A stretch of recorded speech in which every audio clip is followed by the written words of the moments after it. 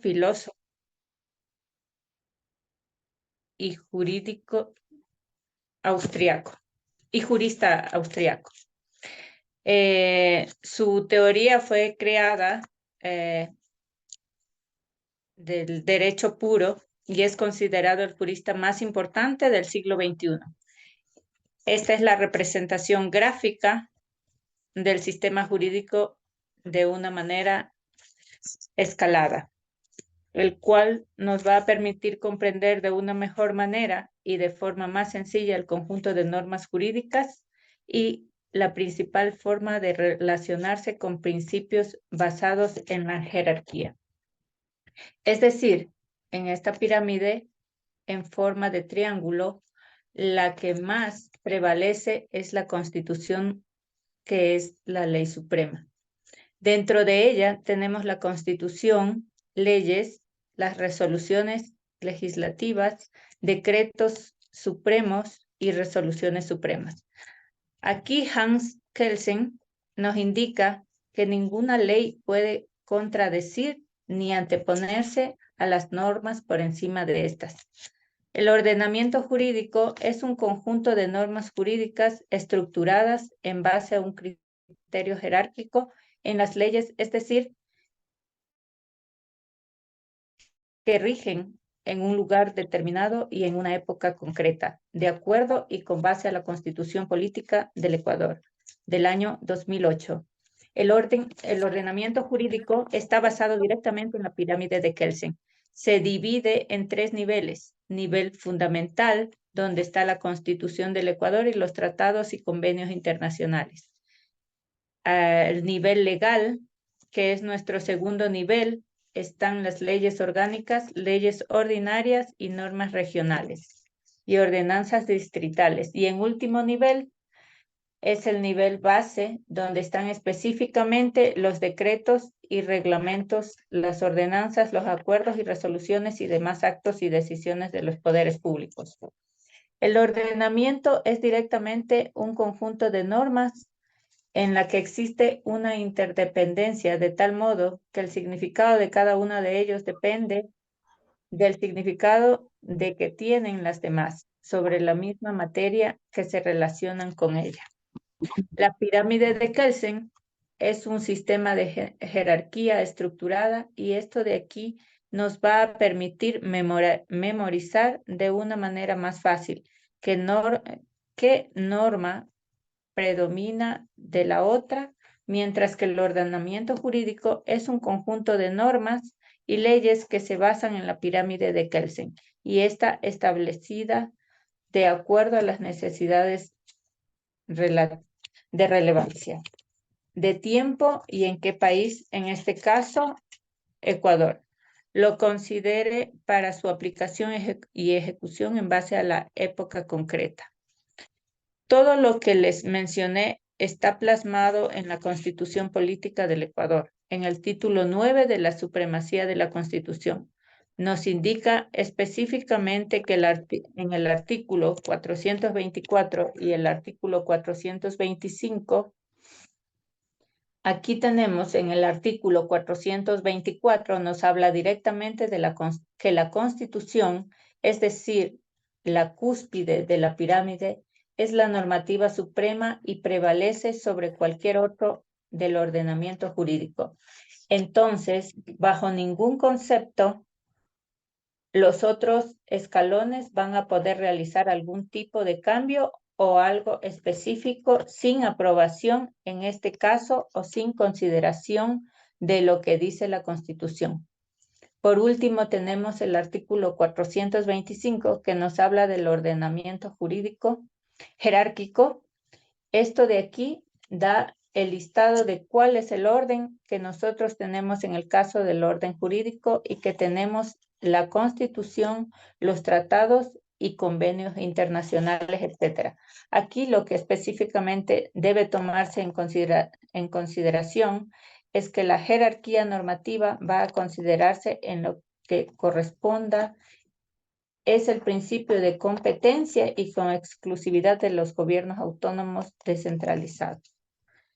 El siguiente tema son los pilares del Estado democrático, los cuales son la legalidad, el respeto, interés general, responsabilidad, equidad, honestidad, justicia. La legalidad se refiere a lo que está permitido por la ley a través de las normas aglutinadas y aplicadas todos los valores democráticos. El respeto implica tolerancia desde la base común de igualdad, exige respeto al otro por el hecho de ser seres humanos. El interés general es la que se debe primar sobre el interés particular. El bienestar general es la ley suprema. La honestidad es el valor que inspira confianza, seguridad y lealtad.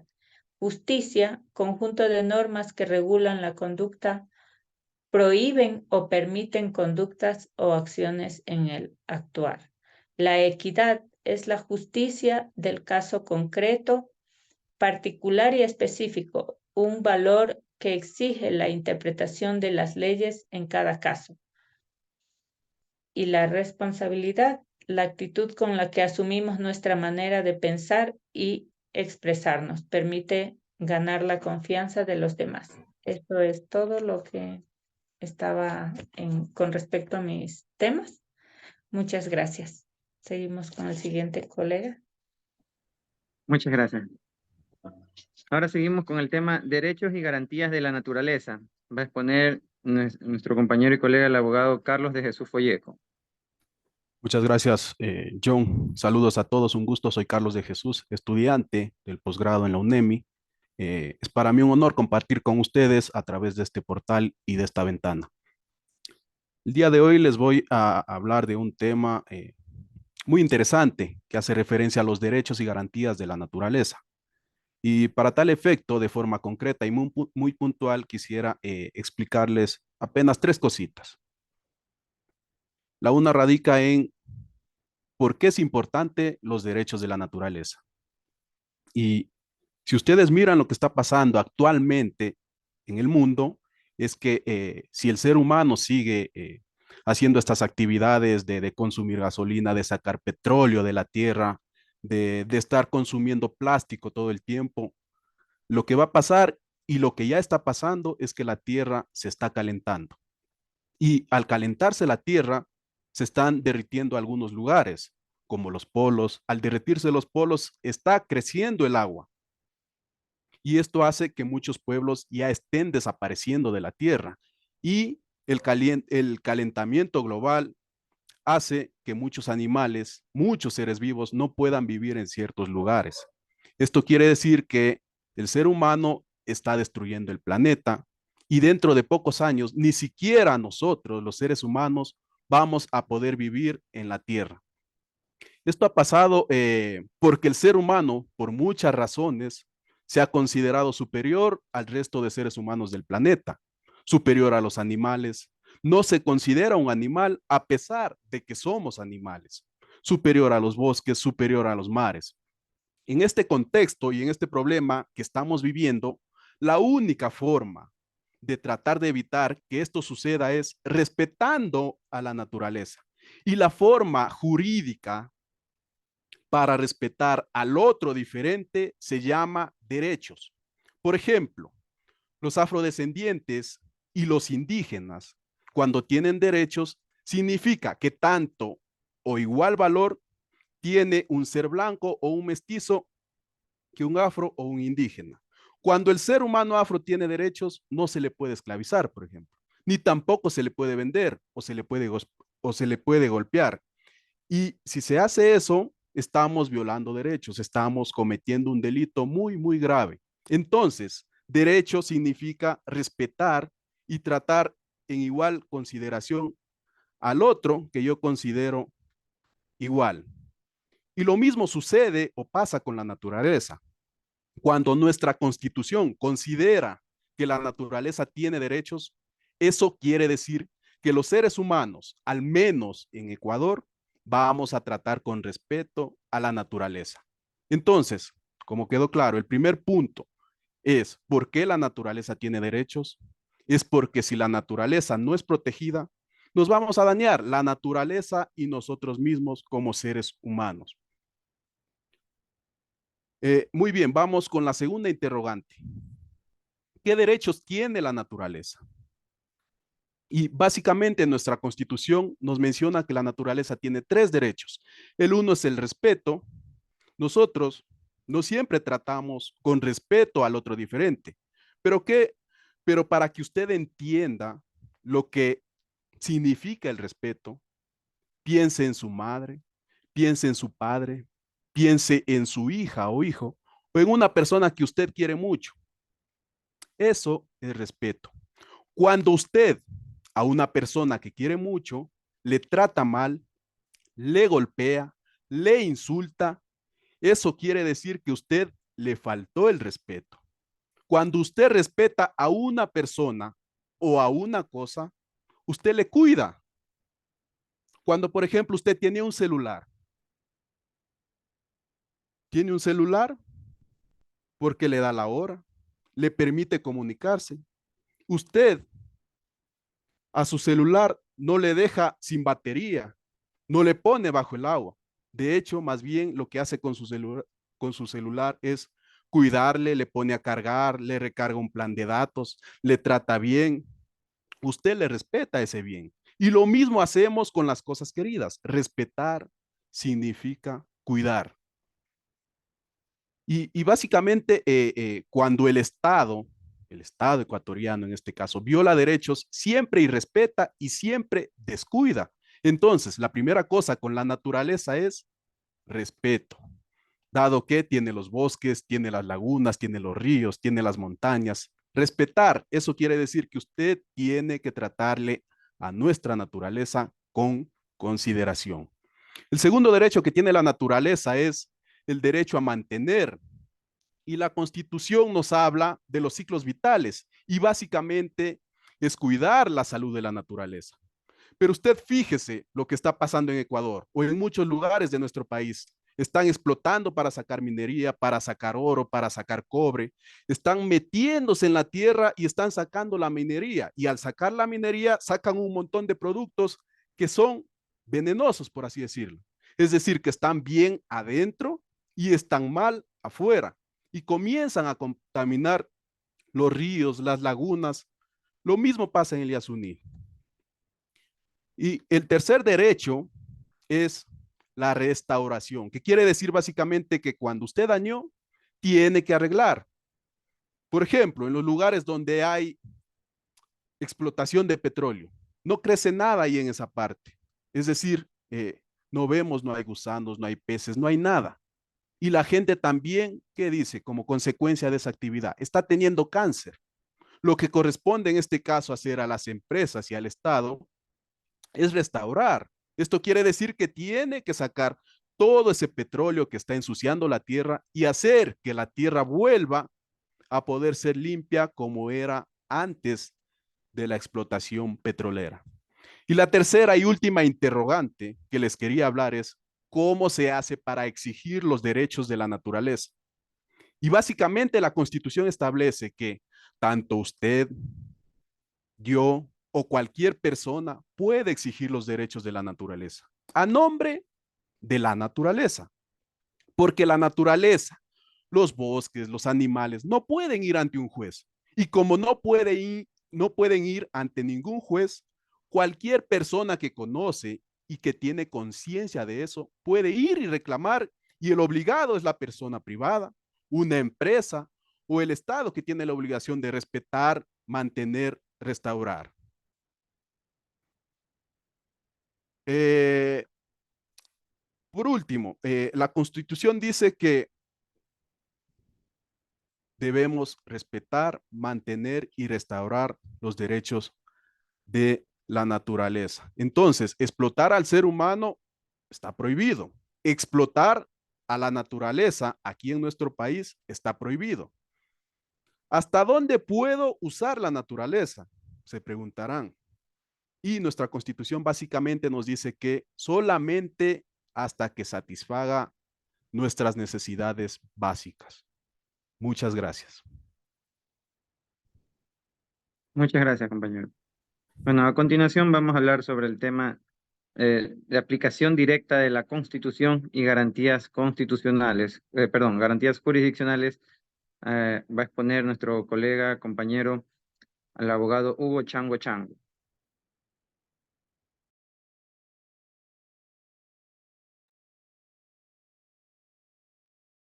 Muchas gracias, estimados colegas y a todos y todas. Muy buenas noches. Me presento, soy el abogado Hugo Chango, maestrante en esta prestigiosa institución educativa superior. A ver, sí, el tema que a mí me corresponde exponer es en cuanto a lo que tiene que ver la aplicación directa de la Constitución y hablar sobre lo que son las garantías jurisdiccionales.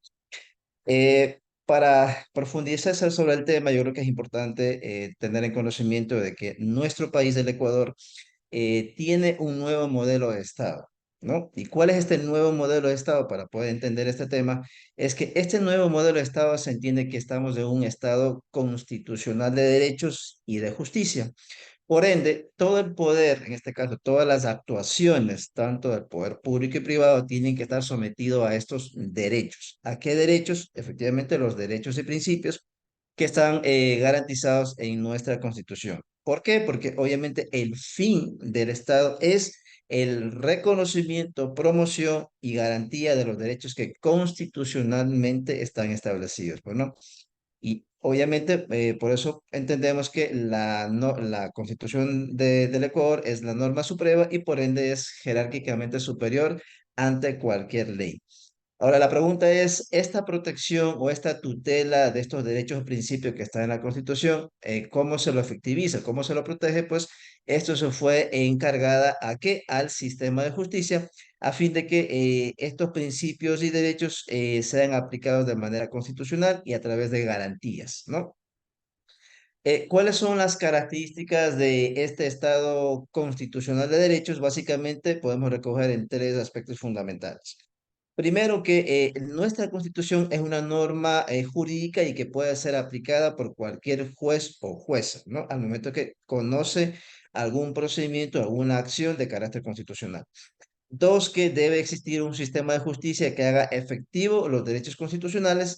Y tres, en cuanto a que estos derechos constitucionales son límites efectivos a las instituciones democráticas y al del poder. En cuanto a lo que tiene que ver a los principios de aplicación de estos derechos constitucionales, básicamente está en el artículo 11 de nuestra Carta Magna, que fue promulgada en el año 2008, pues, ¿no? En cuanto a la exigibilidad de los derechos en la Constitución, primero, que no cabe duda de que todos los derechos pueden ser exigidos. Dos, que los derechos individuales pueden ser exigidos de manera también colectiva y que los derechos colectivos o los derechos de cuarta generación también pueden ser exigidos de manera individual o de manera colectiva.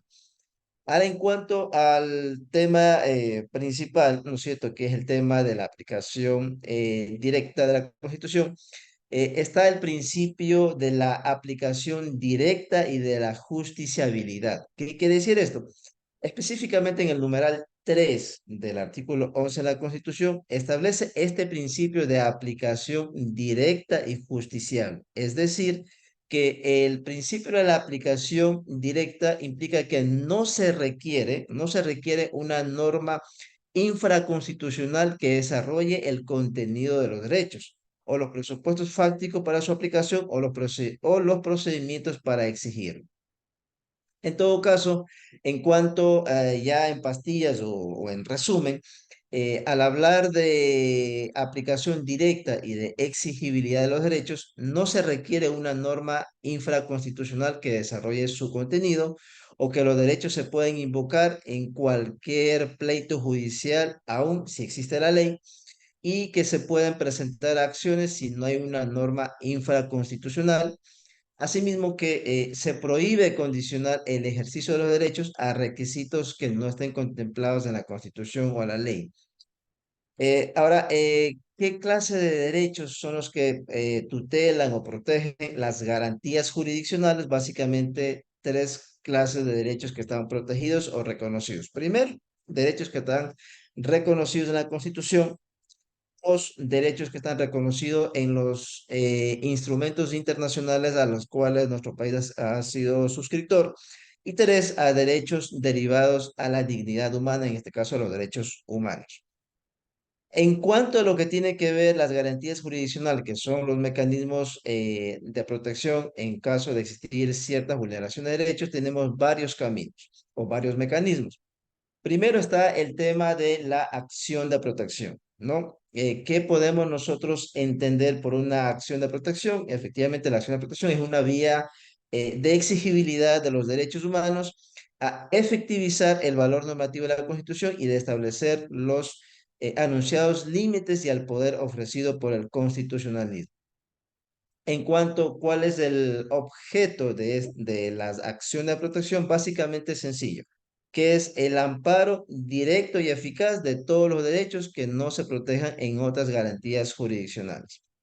En cuanto al legitimado activo, ¿no es cierto? Pueden ser personas, pueden ser grupos, pueden ser pueblos, colectivos, nacionalidades o comunidades, ¿no? Y incluso la Ley Orgánica de Garantías Jurisdiccionales y Control Constitucional también establece que debe ser víctima directa o indirecta. En este caso, el legitimado pasivo puede ser el Estado, porque el Estado, en cuanto a sus acciones o omisiones de autoridad no judicial y en contra de políticas públicas, el Estado en este caso primero como legitimado activo y también los particulares. ¿En qué momento? Cuando causan grave daño, actúan en nombre del Estado, presten servicios públicos impropios o se encuentran en posesión de poder y provocan indefensión o discriminación. Eso en cuanto en pastillas generales en lo que nosotros podemos entender por una acción de protección que incluso hoy por hoy está en boga en muchos recursos, mecanismos. El segundo es el tema del habeas corpus. En cuanto a lo que tiene que ver el habeas corpus, tenemos como un antecedente que el origen del habeas corpus es un medio para impugnar la detención de una persona y que aparece formalmente como antecedente en Inglaterra, con el habeas corpus ¿cómo es? En Inglaterra. Sin embargo, en nuestro país lo vemos al habeas corpus como tal, aparece con esta denominación en la Constitución de 1929 en su artículo 151, numeral 8, que consagraba el derecho de habeas corpus como el derecho de, ¿qué cosa? De toda persona a acudir ante un juez competente y pedirle que revise la legalidad de su detención. En cuanto ya en la actualidad, en nuestra normativa constitucional del 2008, establece el habeas corpus como el objeto que tiene es de recuperar la libertad de quien se encuentre privado de ella de forma, tres cosas puntuales: ilegal, arbitraria e ilegítima. ¿Qué podemos entender por esto? Ilegal. La detención ilegal es cuando hay una detención sin el cumplimiento de formalidades establecidas por la ley. Mientras que por una detención arbitraria podemos entender que aun siendo legal es incompatible con los derechos humanos, como por ejemplo, cuando carecen de una debida fundamentación, cuando una prisión preventiva no es necesaria y es excepcional o excede el plazo razonable, cuando no tiene una motivación alguna o la motivación no es jurídica, o cuando se basa en meras sospechas de un grupo considerado, entre comillas, delincuencial, o cuando detenciones que se dan por causas de manera discriminatoria, ¿no? Eso podemos entender de cierta manera cuando habla de una detención arbitraria. En cuanto a una detención ilegítima, detenciones que siendo legales, ojo, siendo legales y no arbitrarias, violan el ordenamiento jurídico en su conjunto, ¿no? En cuanto a lo que tiene que ver, cuál es el derecho que se tutela en el habeas corpus, es la libertad personal, la vida y la integridad personal en este caso, del accionante. Legitimado activo, cualquier persona o grupo de personas, no solamente la parte afectada. El siguiente es en cuanto a lo que tiene que ver el habeas data. podemos entender las garantías del habeas data, pues aparece por primera vez en el año de 1996. Sin embargo, es en la Constitución de 1998 que se introducen algunas modificaciones a través de lo que en su debido momento se conocía como la Ley de Control Constitucional, y la Constitución del 98 es la que recoge esta particularidad en cuanto a lo que tiene que ver el habeas data, pues, ¿no? ¿Cuáles son los derechos que protege el habeas data? Básicamente es el derecho a acceder a una información de las personas sobre sí mismos o sus bienes, el derecho de la persona de protección de datos de carácter personal, en especial a la autodeterminación informativa, y otros derechos, en particular a la intimidad individual y o familiar, ¿no? En cuanto a lo que tiene que ver el legitimado, o quién puede ser como legitimado activo en el habeas data, está que toda persona natural o jurídica, por sus propios derechos o por sus representantes, así como también las personas, las comunidades, pueblos y nacionalidades y colectivos a través de una persona natural o jurídica que sean representantes legitimados para el efecto. Y tercero, cualquier persona que desee acceder a información sobre el patrimonio, así como también puede ser un legítimo activo para un habeas data el defensor del pueblo. El siguiente garantía jurisdiccional, estamos hablando en cuanto a lo que tiene que ver el acceso a la información pública, ¿no? Entendemos por esto, pues, el acceso a la información pública, como nace básicamente con la necesidad democrática de las personas de conocer cómo actúan sus mandatarios. En este caso, que es una forma de control y de fuente para la adopción de decisiones de políticas informales, ¿no? De acuerdo a nuestra Constitución, señala que lo que busca o cuál es el objeto del acceso a la información pública es básicamente garantizar el acceso a que esta información pública, cuando haya sido negada de manera expresa o tácitamente. ¿Qué tipo de información es la que se puede, o existe? Información pública o información reservada e información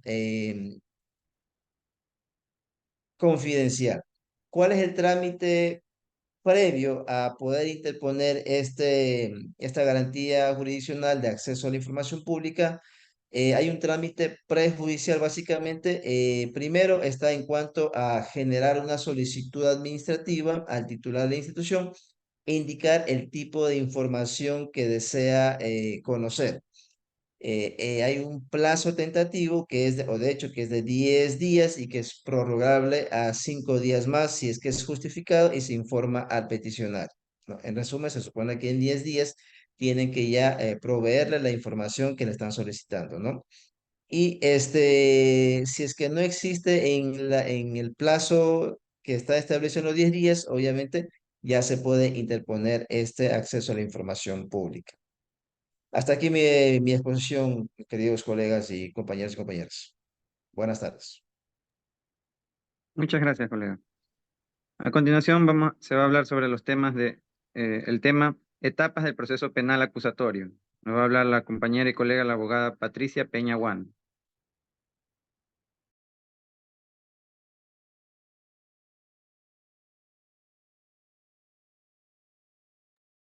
Buenas noches, compañeros. Buenas noches con todos. Yo les voy a hablar sobre las etapas del proceso penal acusatorio. De conformidad con lo que establece el artículo 589 del Código Orgánico Integral Penal, establece como las etapas del proceso penal acusatorio a la etapa de instrucción, la etapa evaluatoria preparatoria de juicio y la etapa de juicio.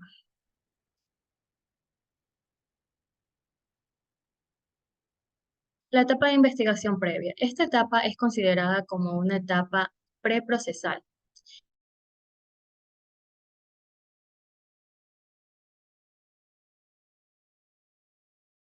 Encargo y de descargo, además de determinar si la conducta se adecua al tipo penal y si la existencia de esta conducta constituye a un daño causado. Los objetivos de esta etapa es determinar si este hecho que ha llegado a conocimiento del fiscal ha ocurrido o no ha ocurrido, además de determinar si hay lugar o no al ejercicio de la acción penal. En esta etapa preprocesal, aquí se puede identificar al sospechoso, el domicilio, los correos electrónicos para poder señalar eh, las demás diligencias que éstas se puedan llevar a cabo. La etapa de instrucción fiscal.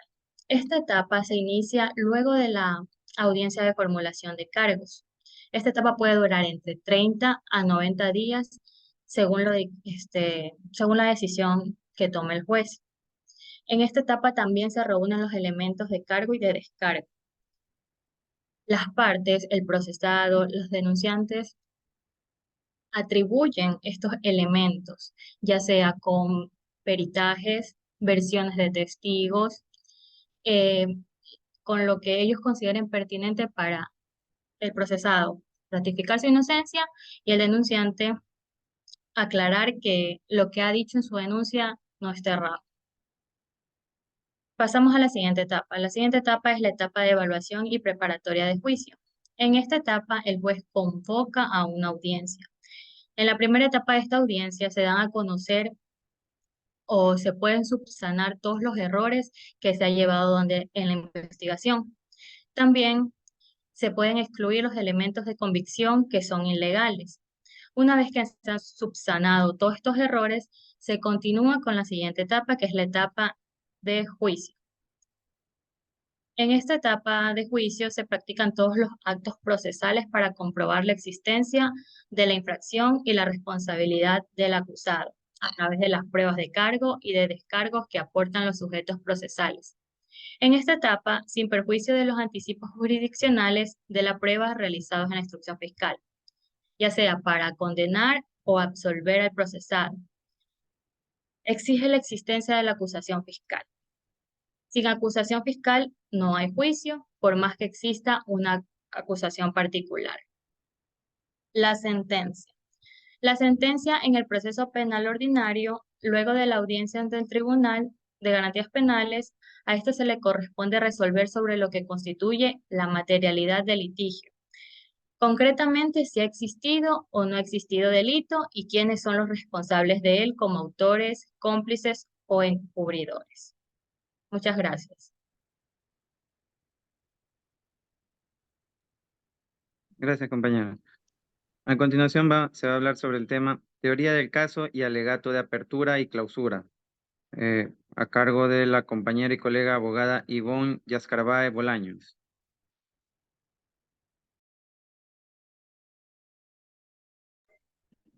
Okay. Buenas noches, colegas, público presente. Les saluda la abogada Elizabeth Yascarbae y en esta tarde-noche vamos a hablar sobre la teoría del caso. La teoría del caso es el producto exclusivo del trabajo del abogado. Es la idea básica y central subyacente a toda nuestra presentación, en una negociación o en un juicio. Este explica de forma creíble la teoría legal aplicable y los hechos de la causa.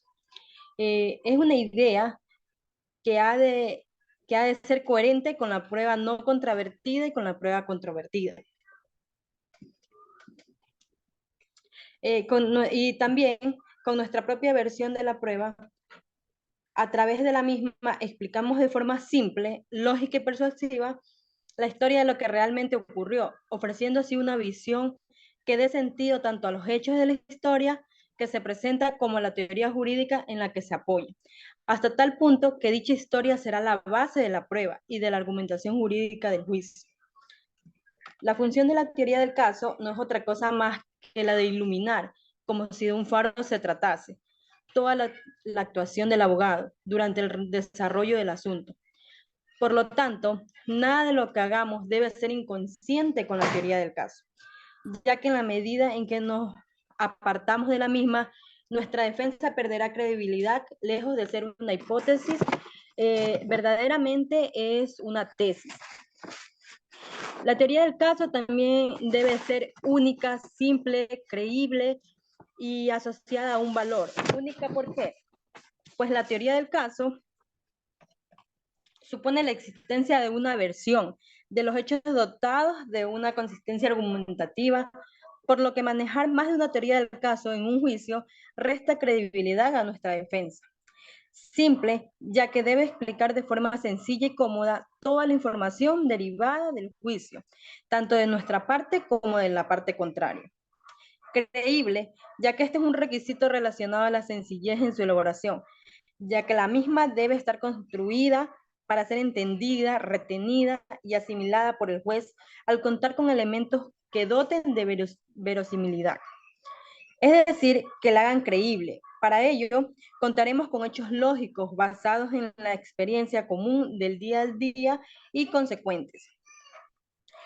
Autosuficiente, pues esta debe considerar la totalidad de los hechos de la causa, de forma que nos permita dar una explicación lógica a los mismos, tanto respecto de nuestros hechos como de los invocados de adverso.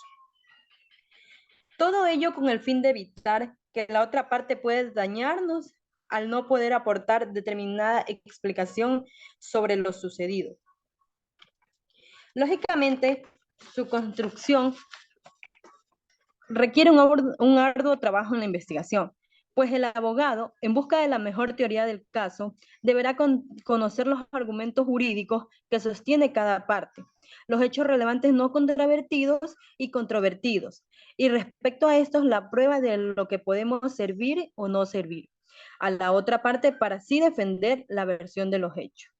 Revisar toda la prueba existente y las posibilidades de presentación de nuestras pruebas dentro de la legalidad, lo que nos lleva a que la teoría del caso está en constante y permanente construcción durante las diversas etapas que jalonean al juicio, ya que la recepción de la nueva información de interés puede alterar los elementos que conforman nuestra teoría.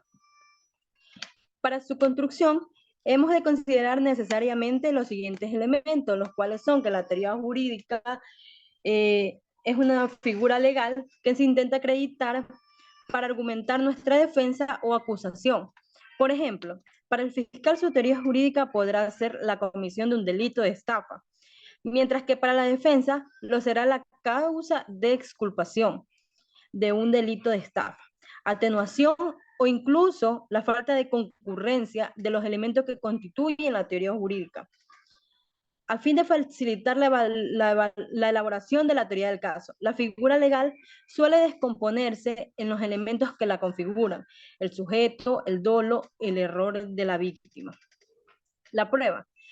Cada una de las proposiciones fácticas debe ser el objetivo de la prueba, por lo que será preciso disponer para cada una de ellas todas las pruebas que se consideren necesarias, para poder así obtener la acreditación de las mismas. Por ejemplo, en el caso de la proposición fáctica, Jorge sustrajo el dinero del cajón, la prueba podrá ser la grabación de las cámaras de seguridad y la versión de Jorge. En cuanto a la preposición, será la declaración al día siguiente que se lo gastó en un viaje a Londres.